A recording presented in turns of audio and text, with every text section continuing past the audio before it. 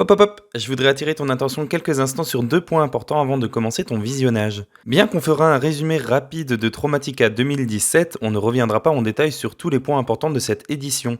Il est donc très important d'avoir vu la première vidéo avant d'entamer celle-ci, sinon tu risques de ne pas comprendre grand-chose. L'événement horrifique Traumatica est un événement exclusivement réservé aux plus de 16 ans. Certaines images d'illustration présentées dans cette vidéo peuvent ne pas convenir aux plus jeunes. Cette vidéo s'adresse donc à un public averti. Ce préambule est maintenant terminé, merci de ton attention et bon visionnage.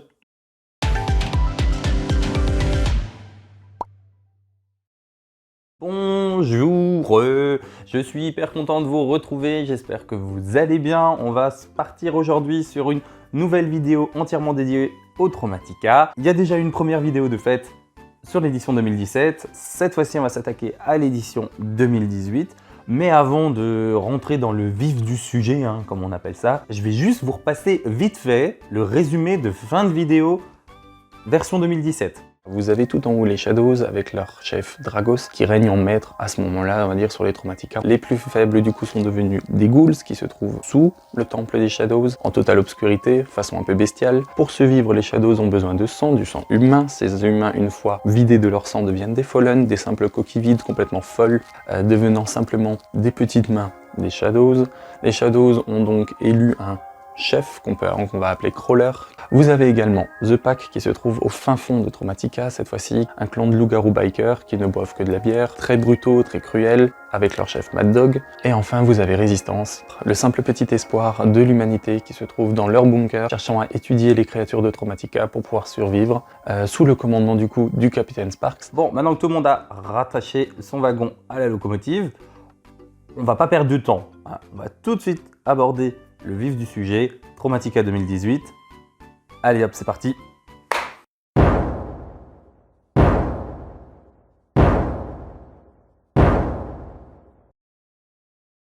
L'avantage de l'édition 2018, c'est que vis-à-vis des événements, ça se passe directement tout de suite après l'édition 2017.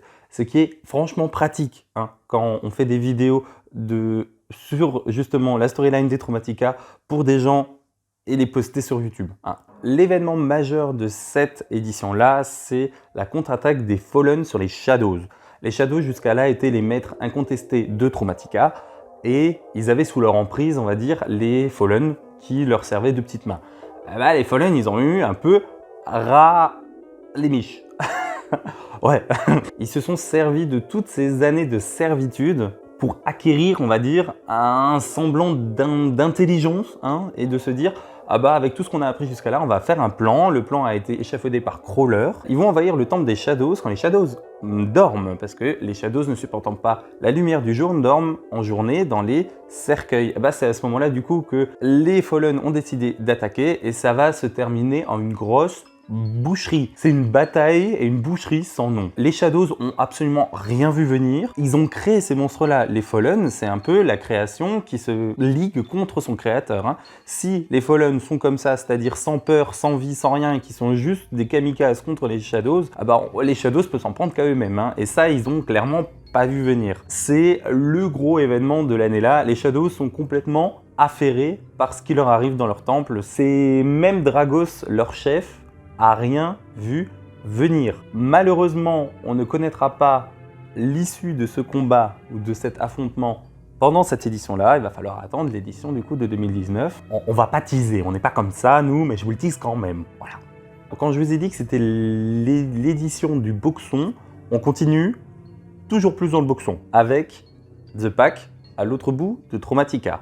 Et là-bas, il y a une autre guerre qui se prépare, c'est une guerre de gang. Jusqu'à là, c'était Mad Dog qui était chef du clan de The Pack. Sa méthode d'amener la meute ou de diriger la meute est de plus en plus remise en question. Et parmi toutes les voix réfractaires, s'en élève une qui a attendu son moment jusqu'à là, il s'agit de Roxy. Roxy, elle va pas être contente du tout et du coup, elle va profiter un peu de cette confusion interne au clan pour rallier à sa cause une partie des gars de la meute qui ne se retrouvaient plus, on va dire, dans Mad Dog pour lever une contre-offensive contre Mad Dog lui-même. Alors, Mad Dog va s'en rendre compte de ce petit coup d'état, on va dire, par Roxy, et va s'enclencher une guerre de gangs. Quand vous rentrez là-dedans, si avant c'était la boucherie entre Fallen et Shadows, là c'est un abattoir entre les membres du clan le plus sauvage de Traumatica. Alors contre toute attente, c'est Roxy qui tirera son épingle du jeu,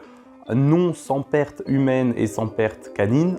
Elle vous attendra à la fin de la maze sur son trône, histoire de bien vous faire comprendre que c'est maintenant elle la chef et que The Pack suivra maintenant les règles du coup de Roxy. Voilà, comme ça, Mad Dog, bah, c'est fini.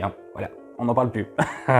Alors, profitant de cet état de confusion dans les deux clans, il y en a un qui va essayer de tirer son épingle du jeu et c'est Résistance. Ils ont clairement compris que cette guerre à droite et cette guerre à gauche, c'est le moment opportun pour eux, on va dire, pour anéantir pour de bon ces deux clans maintenant qui sont en état de faiblesse. Du coup, Résistance va s'atteler à encore davantage s'améliorer, à se perfectionner dans leurs armures mi-robots, mi-humains. On est carrément presque sur du cyborg. Ils vont arriver à un point où tout va pas se passer comme prévu non plus de leur côté. Ouais, je vous l'ai dit, le boxon, c'est à tous les étages. Résistance aussi, à boxon. Ils vont pas s'en prendre par quelqu'un, ils vont s'en prendre par eux-mêmes. Manque de bol, dans leur développement semi-informatique, c'est glissé un virus. Oups. C'est fâcheux. Aïe. Bah du coup, alerte rouge, alerte maximale. Les soldats se retournent contre leur propre clan. Alors déjà, Résistance était en sous-effectif complet par rapport aux autres clans. C'est clairement pas cette situation qui va les ravir. C'est pas ouf. Du coup, Résistance aura affaire au plus grand massacre de son histoire. Et pas par un clan en particulier, juste malheureusement par eux-mêmes. Alors, l'issue des pauvres malheureux qui étaient encore restés simples humains n'est malheureusement pas dit dans l'édition de 2018. On sait qu'il y a une partie qui a réussi à s'échapper. Voilà, il y a une partie qui a réussi à s'échapper du bunker en condamnant le bunker. Il y a une autre partie qui malheureusement se sont fait massacrer, bloqués par leurs propres portes de sécurité dans leur bunker. Ouais, je vous l'ai dit, c'est l'édition du boxon. Ça s'arrête pas. On pensait que ça pouvait pas aller pire, si, il suffit juste d'attendre un peu et on continue. Alors, s'il y a un clan qui, pour le coup, n'a pas trop de boxon, c'est ceux qui étaient complètement cachés pendant la première édition, c'est-à-dire les ghouls. Les ghouls ont remarqué qu'il se passait un peu quelque chose à la surface, ont remarqué que ça bougeait, et ont commencé un peu à se rassembler entre eux, partageant un peu le goût du sang et le goût de la vengeance. Pour rappel, les ghouls, ils étaient complètement désorientés les uns envers les autres. Là, commencent un peu à se rendre compte que on est un peu tous dans le même cas. Tout ce qu'ils n'ont pas jusqu'à là, c'était un plan ou une quelconque idée de comment sortir de ces souterrains. Eux ont eu le droit à un petit cadeau de on ne sait trop où, en tout cas, une reine autoproclamée est apparue dans les souterrains. À l'heure actuelle, on ne sait pas trop qui c'est, pour le moment. Du coup, cette nouvelle reine autoproclamée va réussir à galvaniser les ghouls qui vont petit à petit remonter à la surface. On n'est clairement pas prêt pour l'édition 2019 pour les ghouls, ça va être un carnage. Pas grand chose d'autre à dire sur les ghouls. C'est littéralement juste ça. On échafaude d'un plan, ils vont un peu plus briller en 2019. Et du coup, il reste un bâtiment laissé à l'abandon et vidé de tous ses occupants qui sont partis en guerre. Il s'agit de la chapelle des Fallen. Alors qu'on croyait la chapelle vide, quelque chose commençait à bouger à l'intérieur. Alors, il y a bien encore à droite à gauche des Fallen qui sont restés, qui étaient complètement inaptes à aller en guerre ou alors qui voulaient tout simplement pas trahir Dragos. Ils sont encore là. Mais eux aussi ont compris que quelque chose se tramait maintenant dans cette chapelle et c'est clairement pas eux qui font le bruit. Il se passe quelque chose. Alors, il y a des bruits de pas dans le couloir, il y a les tableaux qui vous suivent du regard, il y a des rires d'enfants dans le jardin, des ours en peluche qui changent de place. En fait, quand vous rentrez dans Fallen, vous avez l'impression de rentrer dans un souvenir. À chaque endroit se trouvent des fragments de souvenirs des occupants qui étaient là avant. Et on a l'impression que c'est la chapelle qui vous renvoie un peu ce passé dans la tête, comme pour tourmenter quiconque oserait rentrer en son sein. Alors, si j'étais vous, j'essaierais de sortir le plus rapidement possible de la chapelle, parce que c'est pas des Fallen dont vous devez vous méfier là, c'est de toute la folie qu'ils ont laissée derrière eux et qui se trouvent maintenant prisonnières de la chapelle. C'est le moment de partir à toute vitesse si vous voulez pas vous devenir un souvenir vous-même. Au-delà des frontières de Traumatica, derrière le bunker de résistance se trouve une colline qui servait de point d'observation pour le clan des résistants. Ça a été laissé à l'abandon et ça a été envahi par une nouvelle race de créatures qui sont venues de très loin. Il s'agit des Roters, qui sont des humains en état de décomposition très avancé. Ce qui fut jadis des scientifiques en tenue anti-radioactive se rassemblent maintenant en horde aux portes de Traumatica. Et c'est un peu dommage que personne ne les ait venus venir. Surtout pour l'édition 2019. Mais bon. Et au milieu de tout ce chaos est apparue sur le champ de bataille une femme très mystérieuse, suivie par quelques servantes, habillée de noir et d'un bleu très électrique, ainsi que d'un très grand sceptre, qui ne semble craindre ni rien ni personne. Mais quel secret pourrait cacher Myra Moon ?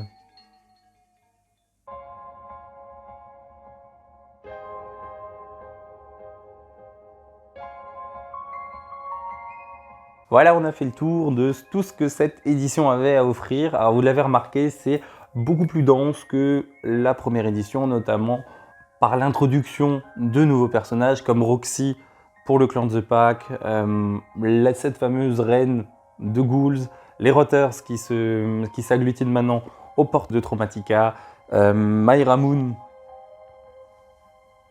qui vient d'apparaître. On va donc résumer.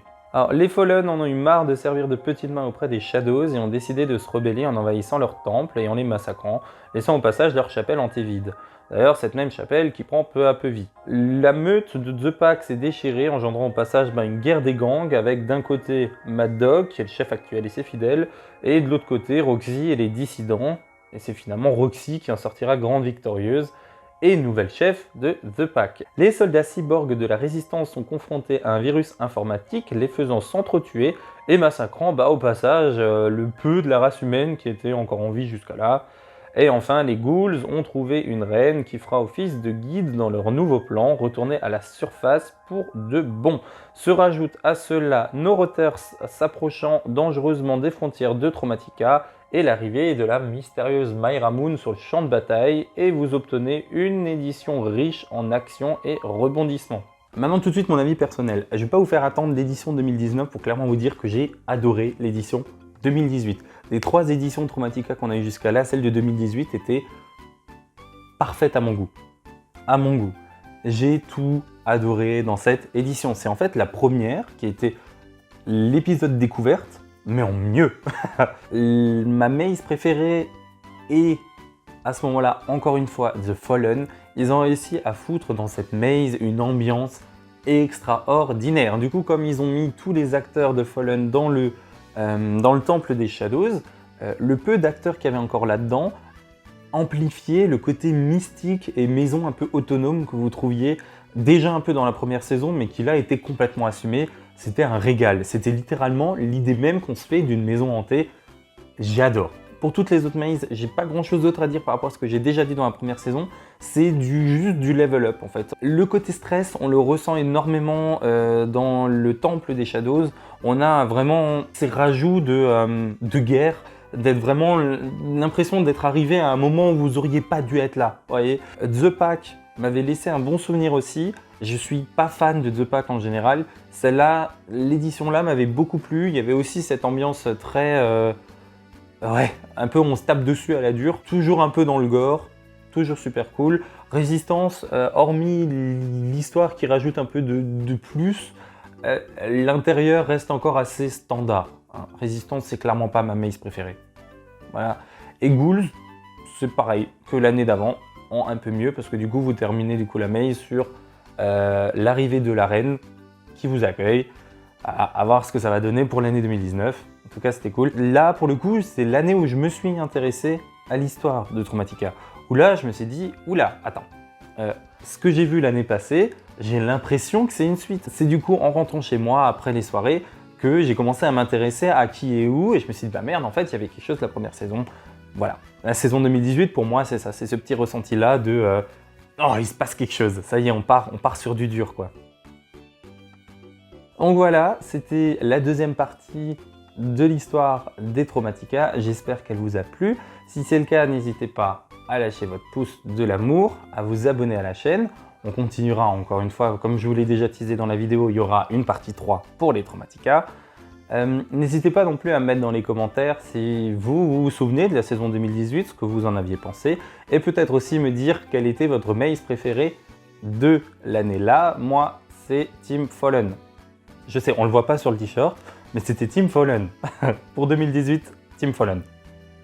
Vous êtes de plus en plus nombreux à nous suivre sur les réseaux sociaux. Si ce n'est pas encore le cas, n'hésitez pas à le faire. Les réseaux sociaux se trouvent en barre d'infos.